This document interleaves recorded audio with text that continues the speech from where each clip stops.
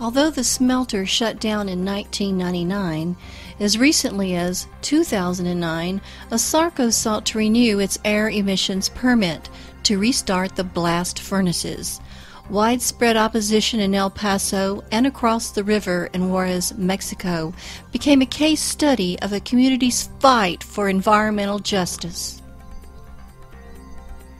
The Environmental Protection Agency finally told Asarco no. The company, then a bankrupt subsidiary of the mining giant Grupo Mexico, abandoned its efforts to reopen the El Paso copper smelter. In December, the state appointed a trustee to clean up the site, which is contaminated with a periodic table of heavy metals: lead, arsenic, cadmium, chromium, selenium, zinc, and more. A landmark study by the Centers for Disease Control in the early 1970s found that more than half of the children living within a mile of the smelter had levels of lead in their blood 4 times today's acceptable limit. The lead study was so influential that it contributed to the EPA's decision in 1973 to phase out lead components out of gasoline. A similar study in Juarez found a mirror image of elevated blood levels in Mexican children. A follow-up U.S. study was even more troubling. We found in these children who seemed to be healthy that they had reduced IQs, slowing of their reflexes, impairment of their motor coordination, says Dr. Philip Landrigan, the epidemiologist who led the research nearly 40 years ago. This was one of the very first demonstrations that lead could cause toxicity in the human brain in children who appeared to have no symptoms. Landrigan is now chair of the Department of Preventative Medicine at Mount Sinai Medical Center in New York City and an acclaimed children's health advocate. After these findings, Asarco discontinued its lead smelting operation in El Paso.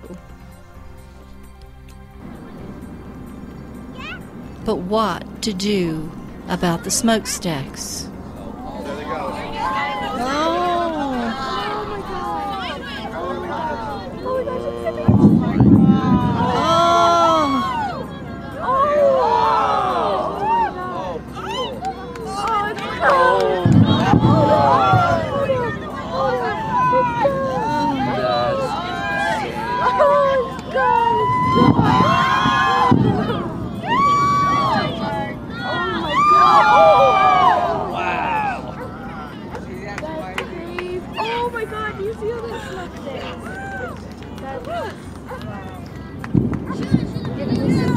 Thank you, Asarco! Thank you, Asarco!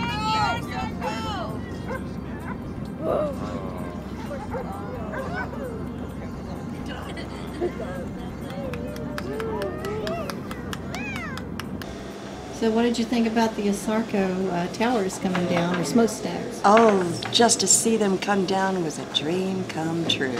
Been waiting a long time for this. Went to court, phased it up, listened to all the lies. And how long ago was that? That was 3 years ago. Okay, back as early as 2001, I can say I was on Caballero's Environmental Committee.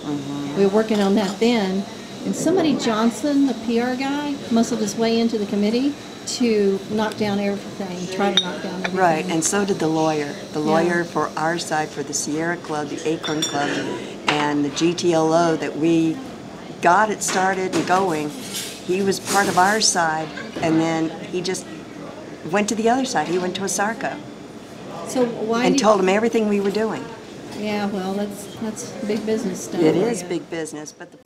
So were you happy to see Asarco smokestacks go down today? Very happy. It's the end of a long battle by a lot of people, and it's sad that everybody wasn't in agreement, but I think for the future it's a really good thing. Yeah. Did you ever see the studies on how many toxins were in the Yes, ground? my husband toured it many years ago and was impressed with how dangerous it was.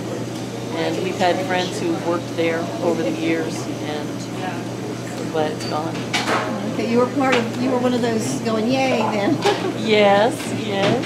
Just before it went over, it was like we were up on the mountain and all these coyotes started howling. I don't know if they were hearing like a siren or something, I don't know. But it was... I remember 30 years ago at the El Paso Environmental Council, we toured Asarco, one of the most dangerous places you ever want to go. And the two guys in our group who were plant managers there put on their masks. They said, "Where are our masks?" Wait, were they Asarco employees? Yeah, they were guys I went to college with. Okay, so in order to give you a tour, they put on masks, so they knew it was dangerous. Yeah, they knew it was real dangerous. Okay. And it was, and I remember when Smelter Town existed, and as those kids started to get sick from the lead. Yeah, this is a good thing to see go.